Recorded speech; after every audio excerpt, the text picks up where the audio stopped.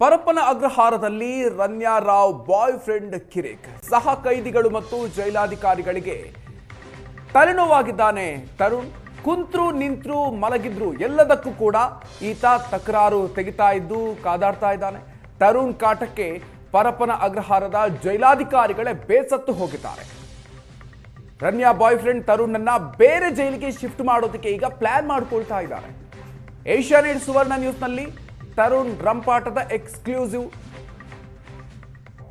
Gold smuggling ಪ್ರಕರಣದ A1 ಆರೋಪಿಯಾಗಿರುವಂತಹ Tarun 30 ಕೆಜಿಗೂ ಅಧಿಕ gold smuggling ಮಾಡಿರುವಂತಹ ಆರೋಪ ಹೊತ್ತಿರುವಂತಹ ಈತ ಊಟ ನಿದ್ದೆ ಪ್ರತಿ ವಿಚಾರಕ್ಕೂ ಕೂಡ ಜೈಲಲ್ಲಿ ಕಿರಿಕ್ ಮಾಡ್ತಾ ಇದ್ದಾನೆ.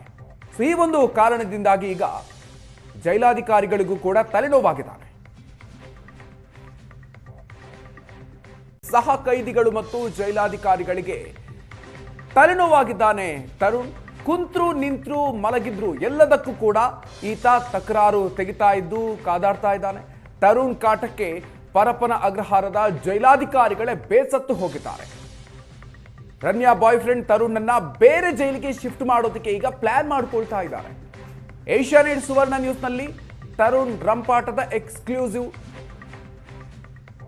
ಗೋಲ್ಡ್ ಸ್ಮಗ್ಲಿಂಗ್ ಪ್ರಕರಣದ A1 ಆರೋಪಿಯಾಗಿರುವಂತಹ ತರುಣ್ 30 ಕೆಜಿಗೂ ಅಧಿಕ ಗೋಲ್ಡ್ ಸ್ಮಗ್ಲಿಂಗ್ ಮಾಡಿರುವಂತಹ ಆರೋಪ ಹೊತ್ತಿರುವಂತಹ ಈತ ಊಟ ನಿದ್ದೆ ಪ್ರತಿ ವಿಚಾರಕ್ಕೂ ಕೂಡ ಜೈಲಲ್ಲಿ ಕಿರಿಕ್ ಮಾಡ್ತಾ ಇದ್ದಾನೆ. ಈ ಒಂದು ಕಾರಣದಿಂದಾಗಿ ಈಗ ಜೈಲಾಧಿಕಾರಿಗಳಿಗೂ ಕೂಡ ತಲೆನೋವಾಗಿದ್ದಾನೆ.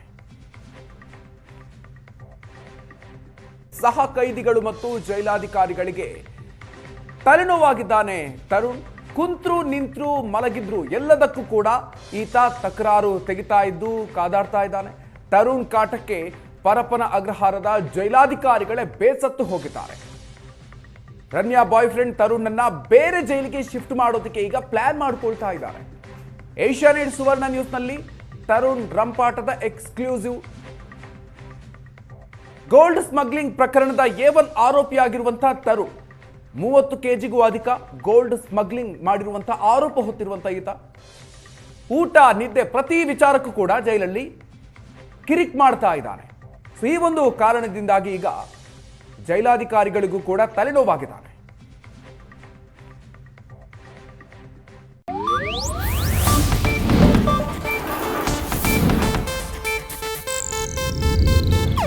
ಇದು ಏಷ್ಯಾನೆಟ್ ನ್ಯೂಸ್ ನೆಟ್ವರ್ಕ್ ಪ್ರಸ್ತುತಿ.